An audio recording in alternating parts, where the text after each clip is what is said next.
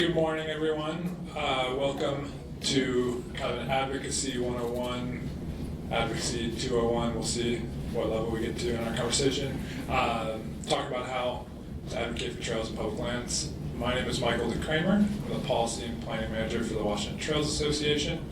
And my colleague here.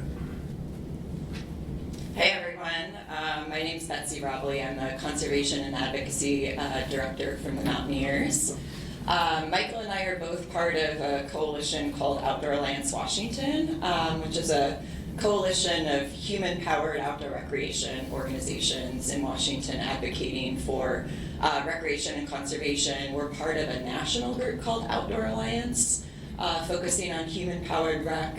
That phrase human-powered is always kind of interesting to me, but it's essentially like hikers, mountain bikers, paddlers, people that get places under their own power. So our member organizations are American Whitewater, Evergreen Mountain Bike, Surf Rider, the Mountaineers, Washington Trails Association, and Washington Climbers Coalition. So we do a lot of advocacy together and thought, given that's kind of our expertise, we'd present to you about the basics of advocacy, kind of lessons that we've learned along the way, and hopefully you'll get something out of it. So just to go over what we're going to cover, the learning objectives here are just to gain some basic skills and best practices and learn about some key federal and state advocacy priorities. But we really want to make sure that we're giving you what you need. So show of hands, who has emailed their state or federal legislator before? Awesome. Who has met with their state or federal legislator before? Awesome. Okay.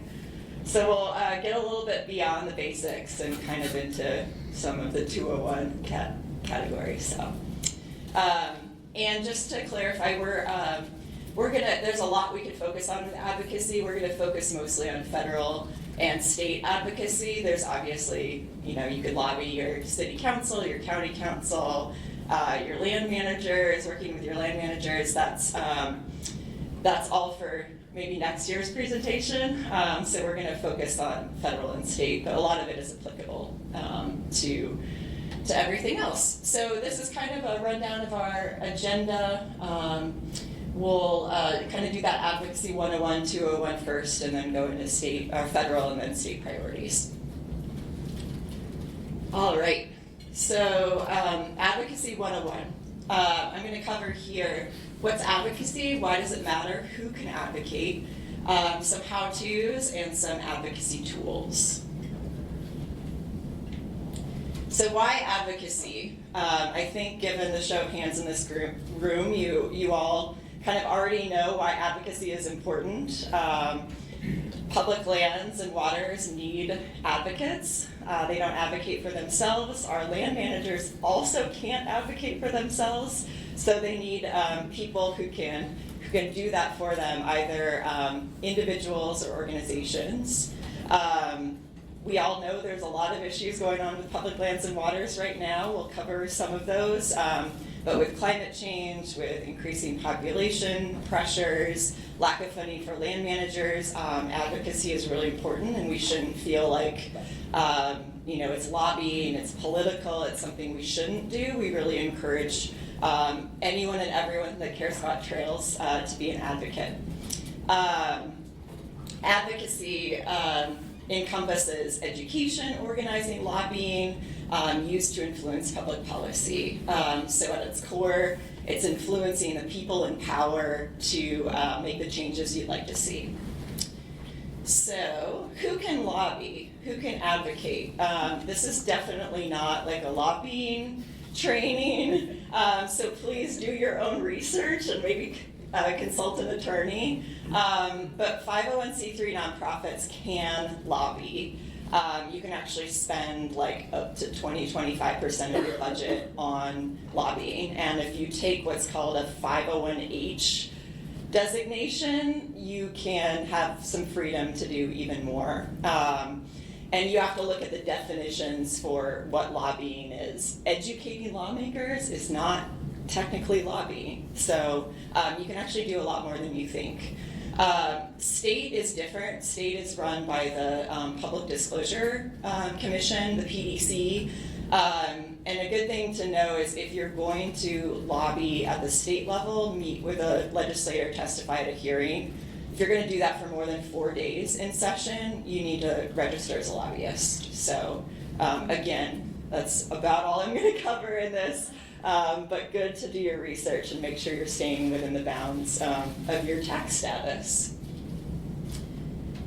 Oh, and I should have said, any like quick questions, clarifications, feel free to just raise your hand. We'll save like the bulk of the Q&A for the end, but if something is just burning, like just raise your hand. Quick how-tos. This room seems pretty seasoned, but you can find who your lawmakers are. This ledge.wa.gov website is you can actually find your state and federal lawmakers. How do you know your issues? Sounds like you all are pretty well versed, but I really encourage folks to follow your user groups, your trail organizations. We have paid professional staff like Michael and I, whose jobs it is to make sure you're informed. So that's probably the best source. You can follow local news, especially some of the more political leaning news sources to make sure you're up to speed on what's going on. So getting into advocacy tools, I'm going to kind of breeze past some of this because it's kind of more of that 101 level. But best practices for emailing and calling your state and your federal legislators. Take advantage of the action alerts that groups like Outdoor Alliance, like the Mountaineers, WTA do. A great practice is to use the template that we provide, but personalize it so it appears as like a personal communication to those legislators. It's super easy. You just plug in your address and we send it to the right people, so definitely encourage you to take advantage of those. Be concise, obviously. Let them know you're a constituent. With calling, same thing, be concise. Know that that even if you're talking to someone for 30 seconds or leaving a message, it's tracked as a communication to the member, so that really matters, especially at the federal level.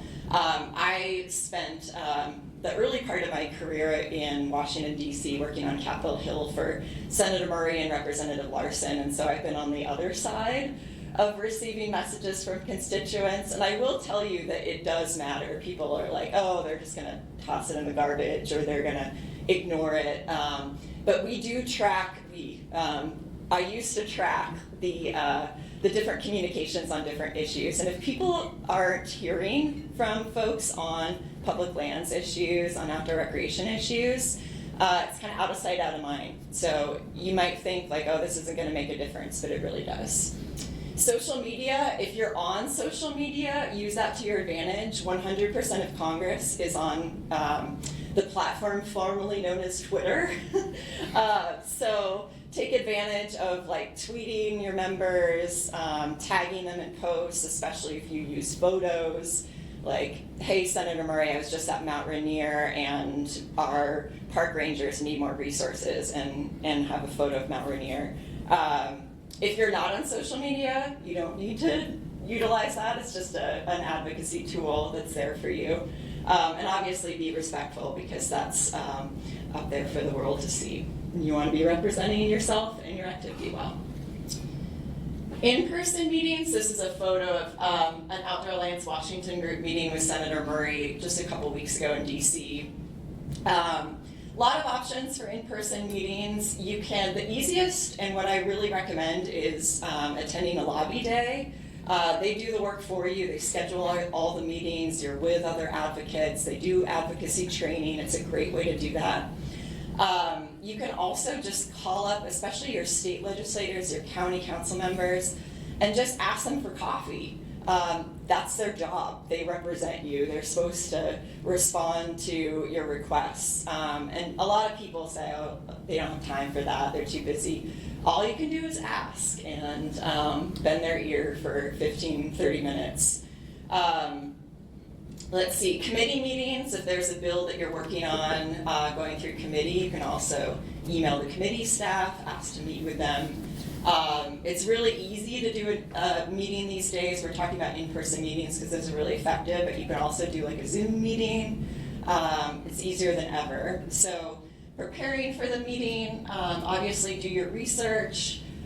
Coordinate with your group. If you're in a lobby group, make sure, so-and-so is going to say this and so-and-so is going to say that. Prepare your talking points.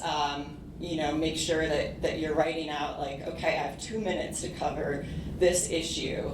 What am I going to say to make sure that you can get it out in that amount of time and that you're not, rambling for 5 minutes, because that's easy to do. Come with a story, come with a personal story. You would be amazed how many legislators are hikers, trail users. So if you're talking about your favorite place, they might have been there, they might want to tell their own story. And one thing I always remind folks is, remember, our activities are fun. Like this is fun for them to talk about trails and the outdoors. And their next meeting is probably with like pharmacy benefit managers, and it's super wonky, no shade to them, but we are fun. In the meeting, obviously like start with a thank you, really lay on the thanks for all of their support, even if they're like only a middling supporter, they like to hear thank yous. And really be flexible. I mean, these, especially during session, these are like 5, 10, 15-minute meetings. Sometimes they're running off somewhere and you're grabbing them in the hallway. So be prepared to turn your 3 minutes of talking to 30 seconds of talking.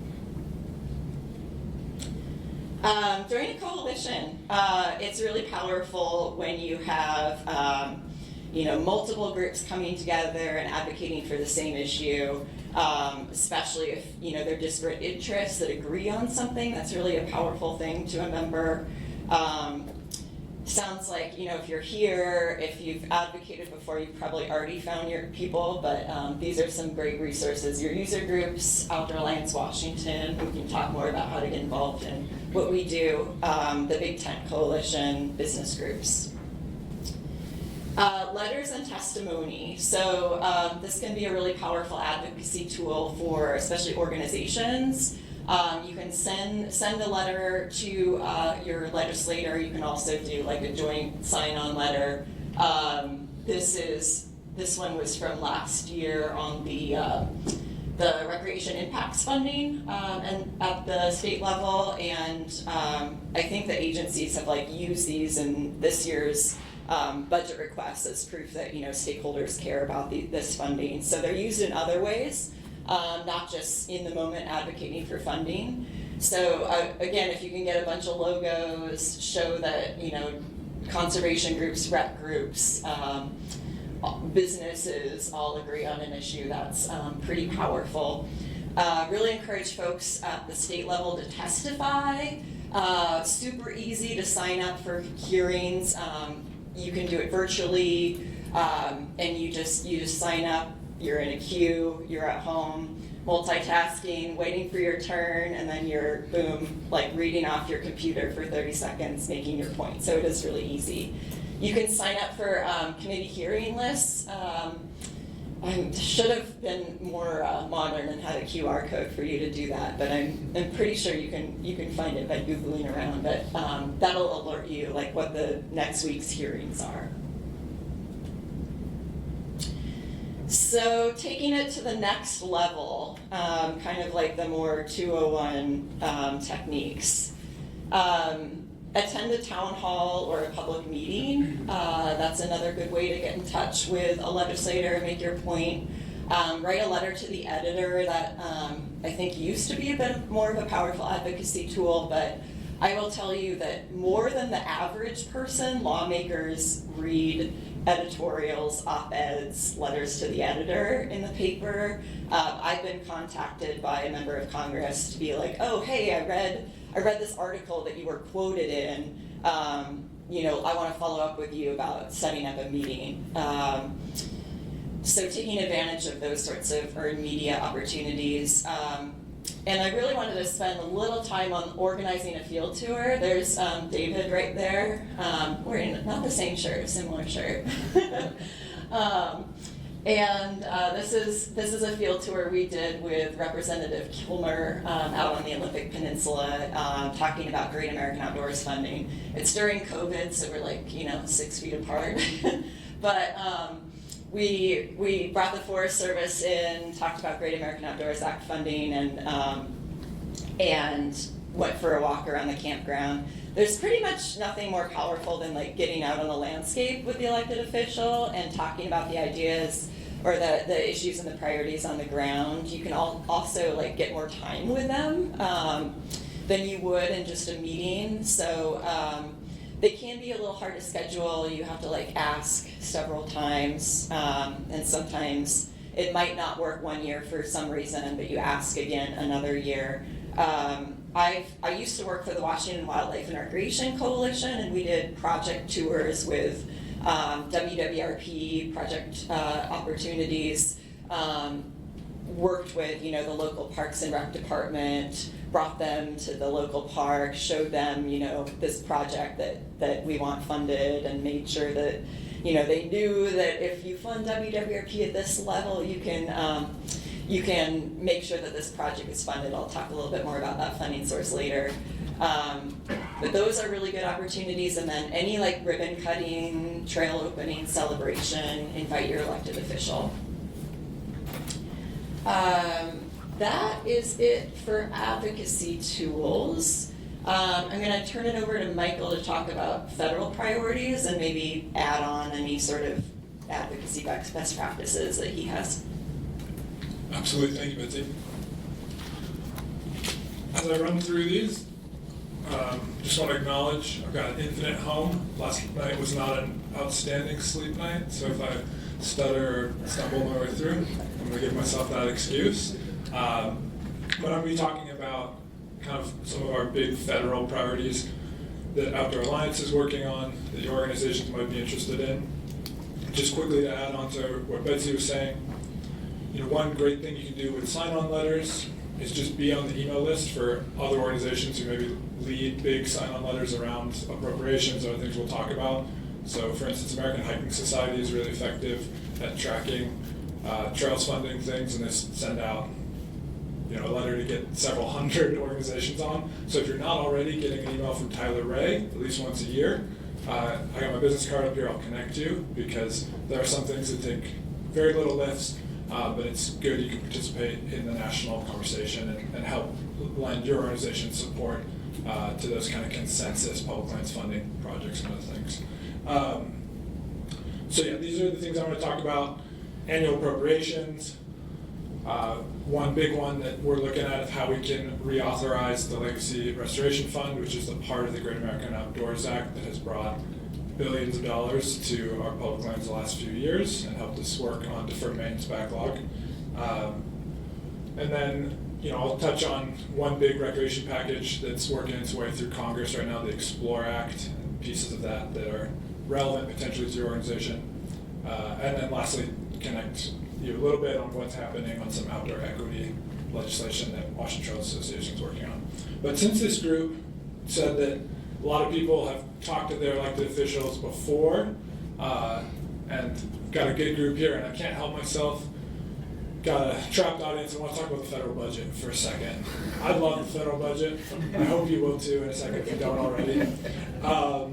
So let's just go right to the Constitution. It says, no money shall be drawn from the Treasury, but in consequence of appropriations made by law, and a regular statement of accounts and receipts and expenditures of all public money shall be published from time to time. So what does this look like? The federal government spent about $6 trillion last year, and we'll look at those numbers. But it's pretty complicated. It's easy to kind of gloss over and be like, what does that have to do with me? How does that affect my little trail project that costs $100,000 or 1.2 million or something? When you're talking about $6 trillion, it's not as insane as you might think, as they pass 12 separate annual appropriations bills, theoretically. Often they bundle these together and pass one compromise called omnibus bill. You'll probably see that at some point in the next calendar year as Congress is struggling to pass a budget. But one thing that I kind of want to show with this graphic, which I stole from the current Congressional Budget Office, I did not make this graphic, is that the lion's share of that $6 trillion, it's not trails. Let's just be clear.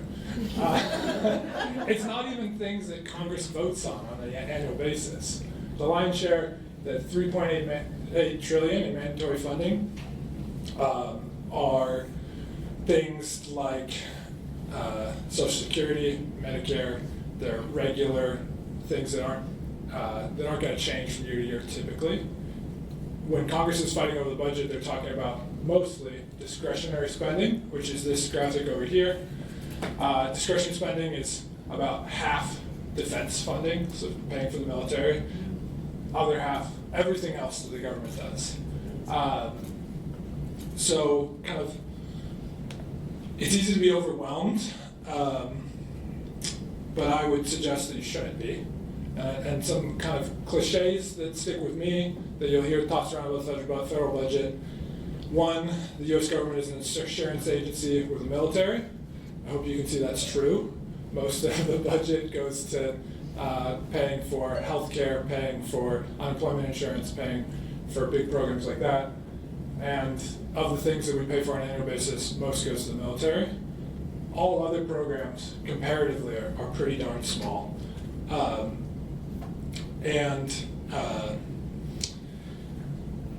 What that looks like is the Forest Service budget, for instance, when you take out fire, is about $4 billion. That's about $1 in every $1,500 or so that the federal government spends.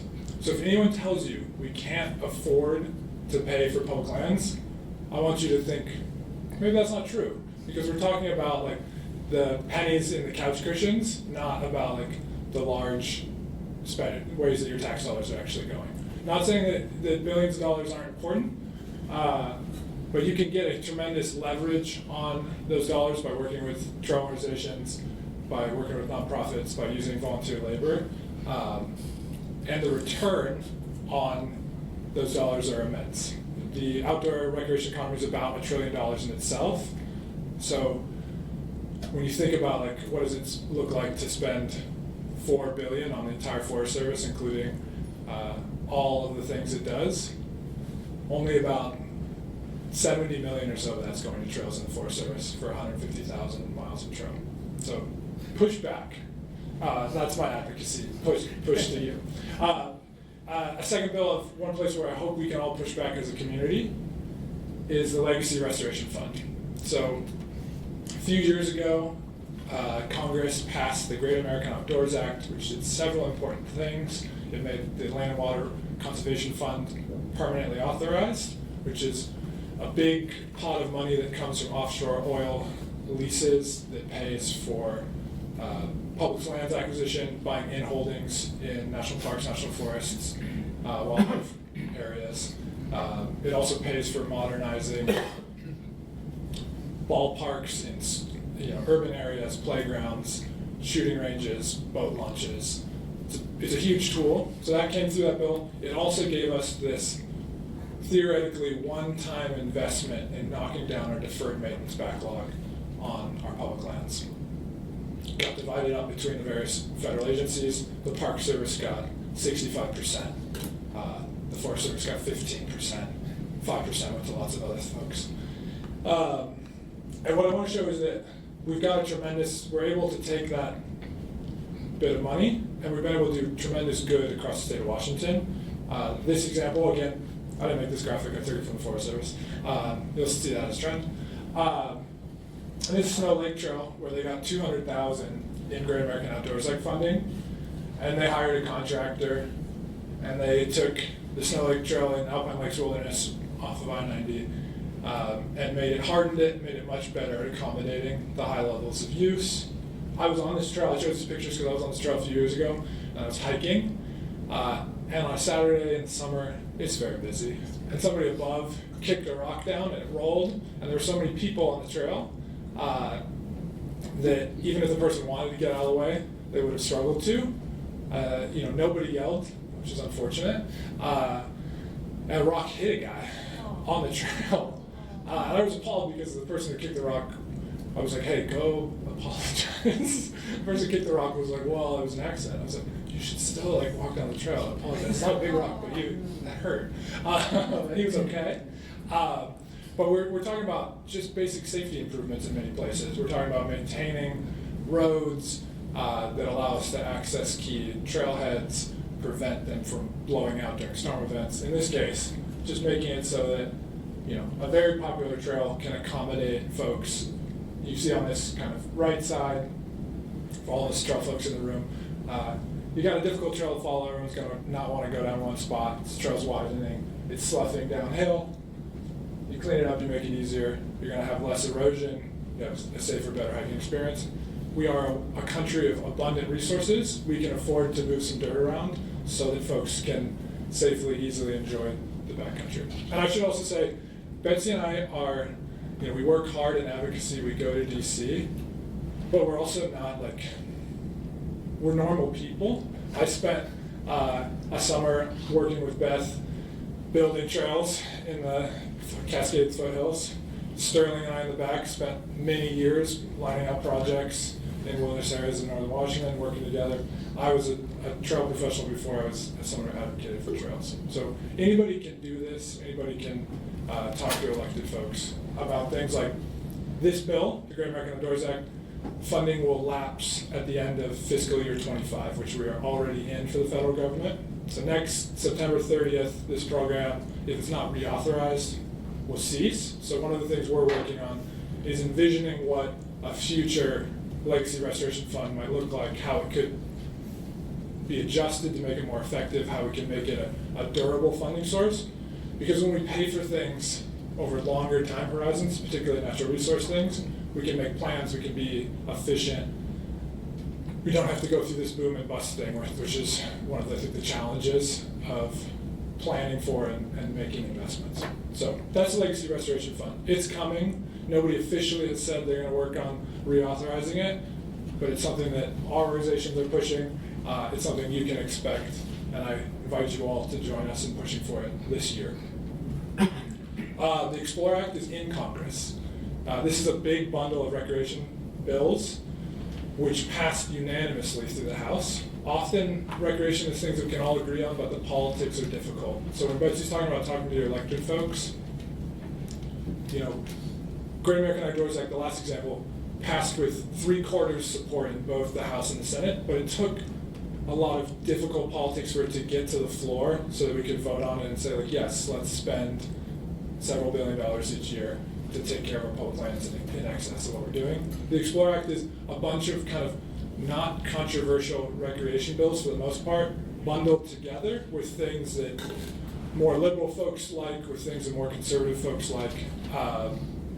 And when it came to the House, they'd had it on voice vote, which means they don't even have to keep track of who voted for it. It just passed. It's gone to the Senate, and it hasn't moved, even though it certainly has more than the 60 votes it would need to get past a filibuster. It just needs to be brought to the floor. So when Betsy was in DC with that picture, part of what she was talking about is how can we attach the Explore Act to some sort of bill that's going to be voted on? Because we know this isn't going to stop, in what she was talking about, the National Defense Authorization Act. People won't make their vote on whether they're going to pass that based on this. Because the things that are in the bill aren't that controversial, like I'm saying. One is the Biking on Long Distance Trails Act. It's not opening up existing trails to biking. It's saying that there ought to be a place for folks to take long bikepacking trips in this country, and asking the agency to plan for and make long distance biking routes available to the public. In places where biking would already be available, but just needs to kind of have some connections. I think it's a good bill. I like bikepacking. I don't know if I'd ever go on any of those trails, because as I mentioned, I had an infant, I got other things, I got hobbies. But I like that our country could have up to 10 of these routes, within the next decade if we pass this bill, and other folks would be able to do that. The Protecting America Rock Climbing Act is a bill that Betsy could talk about extensively, but it's looking at fixed anchors and clarifying rules and regulations around where fixed anchors can be placed for climbing and mountaineering. Happily take more questions on that if needed, but I'm gonna keep moving. SORAC similarly is a good bill for trying to make some common sense adjustments to how we do special use permits. Folks who want to get permits from the federal government to lead outdoor recreation trips of various sorts. And the last one that is one of the reasons that WTA strongly supports this bill is it would permanently authorize the Outdoor Recreation Legacy Partnership Program, which is a program that already exists that gives money to parks in urban areas that have fewer parks than you would expect for their population numbers. Just recently, they announced $254 million in funding for parks through this program. $3.5 million of that came to a project in Kent. That was the only project in Washington that got funded. But they're going to add a spray park. They're going to add a playground. They're designing what it'll look like. I think it's great. Kent's growing really fast, especially with its rail connections into Seattle. We need to invest in our communities. So this program already exists, but it could administratively be cut in any future administration if we decided we didn't want to fund that program. So it would permanently make it exist in law under Department of Interior. So that's some of many, many bills that are going to explore. I had to Betsy talk about state stuff. All right, so there's a lot we could talk about regarding state advocacy, and we're not going to cover everything, but we thought we'd cover a couple things that are applicable to lots of different types of trails.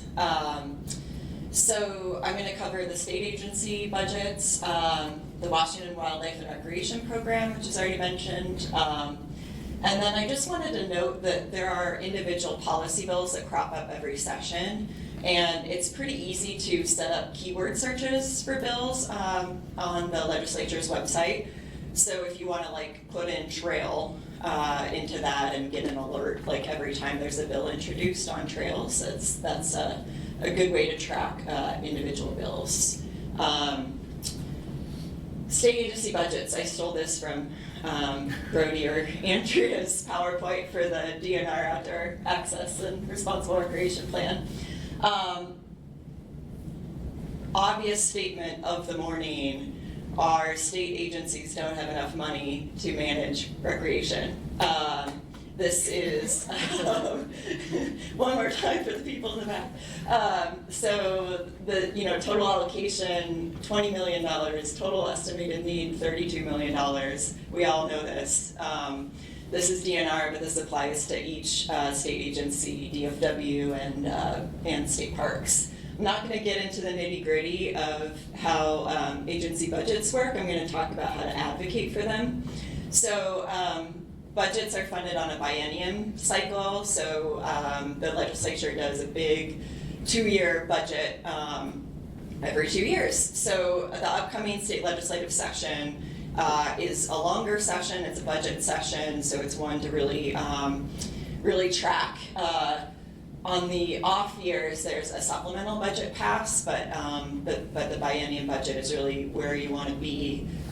There's an operating budget which funds generally regular operations and maintenance for agencies, and then the capital budget funds new projects. So just in terms of thinking about how to advocate for the budget and funding, again, won't get into the nitty-gritty of the budgeting process, but right about now, agencies have submitted their budget requests to the Office of Financial Management, the governor's office, and around December, the governor comes out with their budget proposal. So there's an element of advocating with the agencies early on during the summer on what you want to see in their budgets. And then there's an advocacy opportunity with the governor to ask the governor to fund the projects or the pots of money that you care about in their budget. And then once you have the governor's budget, that goes to the legislature, and then you're lobbying the legislature for funding. So it's often easier to advocate for something if it's in the governor's budget. So it's really kind of important to work with your agency partners in advance to make sure the funding that you care about is in there. It's harder to get money over and above the governor's budget. I'm going to talk about one success story where we were able to do that.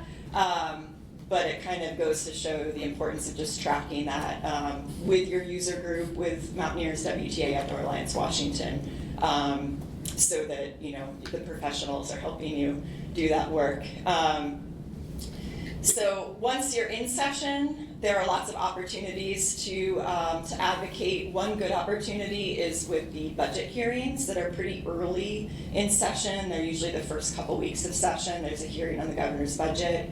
You can sign up to testify. There's usually lots and lots of people sign up to testify. Coming to the lobby days, talking to people throughout session, making sure your funding is in there, taking advantage of those sign-on letter opportunities. This is a success story that a number of folks in this room participated in, spearheaded by WTA. There was an opportunity 2 years ago when the state was kind of flush with money from COVID response. And we thought, similar to this Great American Outdoors Act that Michael talked about, we thought like, hey, we've got a big maintenance backlog on state lands. It's around, $50 to $75 million per year per agency, so it's a lot. So we thought, let's chip out, ask the agencies, how much money can you spend each year, and chip out a little bit of that maintenance backlog. So WTA kind of gathered a bunch of advocates, including the Mountaineers, Backcountry Horsemen, many others, and asked for they asked for $15 million, so $5 million per agency per year, and also asked for it to be ongoing, which is huge, so you don't have to ask for it every single biennium. Used all the advocacy tools I talked about, and were successful in getting it in the budget. So we kind of have to go back and make sure every 2 years that it's really in there. But that was a huge success story and really shows the value of coalitions and partnerships and coming together. And also getting to what to watch out for this session. Knowing whether we have a good budget year or a bad budget year. And before I go into that, I just wanted to point out this lovely photo courtesy of WTA. That's the Mount Si parking lot. That's how it was before. Lots of challenging for that little Prius to get through those potholes. If anybody knows Ben Maybeer at the DNR, that's his Prius. Ben's Prius. And so that parking lot was created thanks to that funding we secured. So this year, budget forecast does not look good. The current biennium's budget that ends in 2025 is coming in at less than predicted, and the next 25 to 27 budget does not look good as well. So the agencies have been directed to put forward budgets that maintain current programs and not grow programs or create new programs. So this is not the year to really, go full bore and ask for, $50 million to tackle the rest of the maintenance backlog. That's not going to go over well with the legislators. So this is a year to kind of advocate for what's in the budgets, make sure we're not losing what we have. There's also lots of unknowns with the election. There's I-2117 to repeal the Climate Commitment Act, which if it goes through is going to impact a lot of natural resource funding. There's also an initiative to repeal the capital gains tax, which is going to take a chunk of money out of the budget. So our organizations are advocating for, no on 2117. Little plug there. And there's also, an outgoing commissioner of public lands, outgoing governor, so lots of changes happening. So it might be a bit of a transition year and fewer slam dunks on advocacy. moving to WWRP, one more thing about the budget. A lot of trails folks also care about the transportation budget. We mostly work on soft surface trails, so I don't know a lot about the transportation budget, but just flagging that as another budget advocacy opportunity. So Washington Wildlife and Recreation Program, funded in the capital budget, administered by RCO. There's 12 categories, including trails. It's the largest state funding source for trails. Folks should probably, in this room, I'm assuming you already know about WWRP, but the Washington Wildlife and Recreation Coalition, the WWRC, is where you want to go to advocate for this program. This year's request is $150 million. So look for their Parks and Great Outdoors Day next session. WWRP is amazing, so this is a really easy one to advocate for with lawmakers because WWRC gives you the handy, like, what projects are funded in the lawmakers district list, and you can say, like, you need to fund this park and this trail and this wildlife area. So that's a good one to make sure you're getting in the mix with advocacy for. And that's it on state issues. And Michael's going to wrap things up with how to get involved. Cool, I'm going to go through this slide a little bit quickly, and then we'll get to questions. So if you're fired up, if the appropriations process got you really awake this morning, a few things you can do. If you represent an organization, I have my card up here. We can come talk to Betsy and I. Talk about ways to get involved with Outdoor Alliance or a similar coalition of organizations working on these issues. If you want to kind of take some steps as an individual, some great things to do are to subscribe to newsletters. The Mountaineers has one that's excellent. I read it every month. The Washington Trails Association also has what we call a Trail Action Network, where we put out information on advocacy issues, both how to lobby and also if there's like a planning process that will affect a key trail. So for instance, like the proposal to amend or build a new dam at 8 Mile in Alpine Lakes Wilderness is also something you'll see there. So also ways you can advocate for issues. You can sign up for a lobby day, which are a great way to kind of, if you haven't met with elected officials before, get some materials provided for you, get some talking points, get practice talking to elected folks about these key issues. It's a great way to learn and grow. And then if you have your own issues that maybe aren't being covered by an existing lobby day or an existing group, your organization then just has more skills for how to set up those meetings, how to talk about your issues. Lastly, there's a state outdoor recreation caucus that meets all through the legislative session. And if there it is Thursday at 7 a.m. It's a great way to be able to easily have to wait at 7 a.m., but it's a great way to be able to track what's being discussed, what bills could impact your organization, your key priorities during state legislative session. And the last one says email Leah Doby with RCO. I assume that's to get on the list for that caucus meeting. Leah's great, she's super knowledgeable, but I don't think you can just email her for any of your issues, but she might be around here for a while. I'm going to take it to questions. So we'll do hands and we'll see if we can bring the mic to you without setting off any crazy feedback.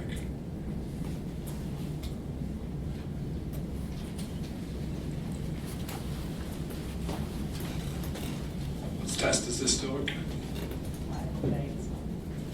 Hi, I have a question I actually have two questions, but one is having gone to a webinar with Rails to Trails Conservancy that was talking about others, basically a panel of representatives from other states looking at ways to effectively advocate. And one of the things they talked about was having a Trails Caucus, not just having it be part of the Outdoor Recreation Caucus. And I just wondered what your thoughts were on whether that would be beneficial in Washington State to actually pull out and double advocate, both as part of the outdoor rec and separately. The other question related to the 2117 vote, which is how does that money get, hopefully it will not be repealed, and how can we get more of that money brought to trails? I think I was actually at that Rails to Trails webinar. So they talked about like how Montana has a Trails caucus that all focuses and collaborates on things. We are here at the Washington State Trails Coalition, which in part because I think we receive funding from RCO, does not have, my understanding is does not have like an advocacy committee. I think it's certainly if you're a board member of Washington State Trails Coalition, there's a conversation I think to be had on, is there a way to like leverage this network to better collaborate? Currently, to your question, like would it be beneficial? Certainly, there is a Northwest Trails Roundtable that I run with a number of organizations looking at things, but mostly at federal issues. So we don't currently have a trails-focused state issue outside of WRP. Sorry, I'll defer to Betsy on that piece, but there is ways in which the other forums, there's a group called Big Tent, has historically done some work in that space. But certainly I think it's worth further discussion. The 2017, I think you're asking about Climate Commitment Act, or Betsy, do you have thoughts on that? Yeah, so 2117 is more for like natural climate solutions and conserving landscapes that are important for outdoor recreation, but don't directly fund outdoor recreation facilities or maintenance. So it's the sort of thing that like a lot of programs that we care about, or programs that conserve landscapes that we care about, are funded by CCA dollars. So we don't want to lose that, but we also don't want to have those programs, if that CCA money is taken away, needing to be funded by other sources that would take money away from trails and outdoor rec. So it's kind of like we need a lot more money in the overall pot so we can support our priorities, and taking away that funding would decrease the amount of money overall that's available for natural resources.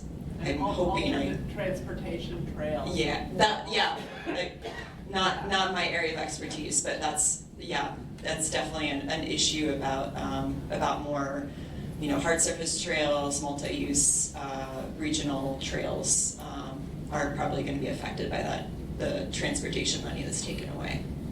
Yeah.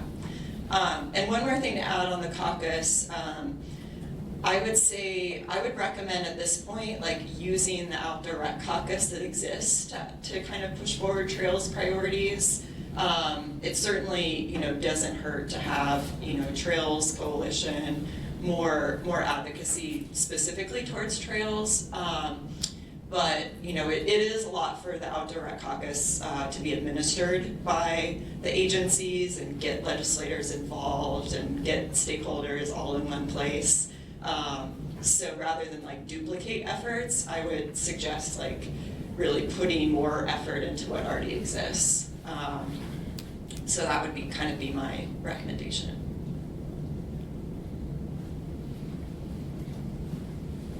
You want to shout it out or use the mic? I'll try. Can you hear me, everyone? So I represent the Big Cat Trail Community Board. We have a really important project to replace the trestle.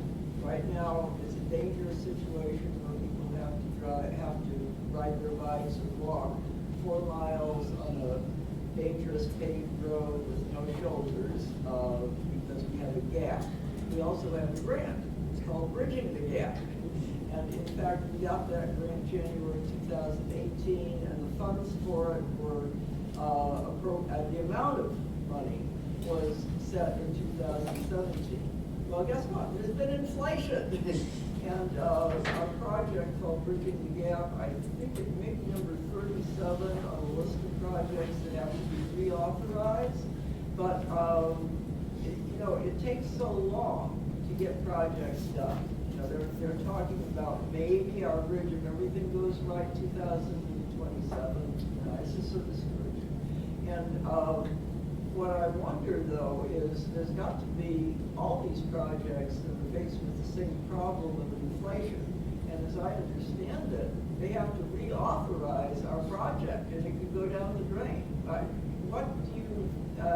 What's your understanding of this? Is that like a WWRP project, do you know? Yeah, RCO? RCO? Yeah, I think so. And Yeah. State parks applies to the state of Washington. And it's a funded project. It's a funded project. Yeah. And Yeah. It's just a matter of the funding was no longer sufficient and it's on Yeah. the list of things to be authorized in, I think, the Yeah. legislative session. Yeah, I would suggest talking with RCO about that. They have processes through their Recreation Conservation Funding Board to make sure that the projects that, you know, are held up or need more funding, you know, are renewed or we're finding ways to get more money. So I think that's a go through RCO answer. I know it is up for a vote. Okay. It's Yeah. a legislative list, I think, number 37. Okay, yeah, I'm not super familiar with that, but But do you have any general comments about, you know, when a project is funded, but then you're, you know, 7 years down the line and just huge inflation? What happens? yeah. To our agency, not to call on our agency partners, do our agency partners have any thoughts on that? Hi, Andrea Martin with DNR. We deal with that also, and I've been dealing with that a lot over the last 4 or 5 years since COVID.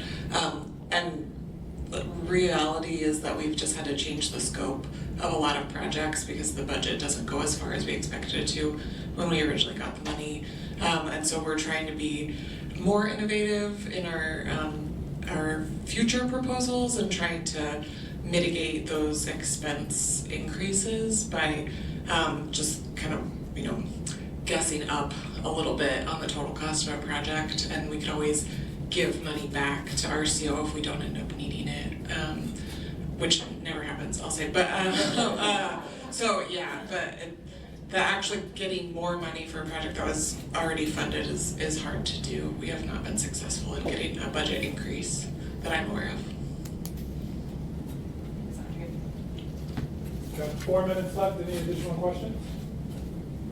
Yeah. A couple of things to add when you're advocating at the local and county level. Having been on elected county staff as well as advocate. If you know you're going to be presenting before a county commission or a city council or something, do everything you can to get in a couple meetings early and be able to read that room. There are a lot of dynamics that go on at this level. Whether you're a strong mayor, a weak mayor, your city attorney, your city manager, there's a lot of things that happen in those rooms.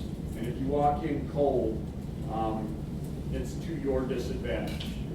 If you can get, you know, don't just watch it on TV, get into the room, you know, read the stink eyes, read the heavy sighs, watch the eye contact that goes on in those places because they're all very, very different.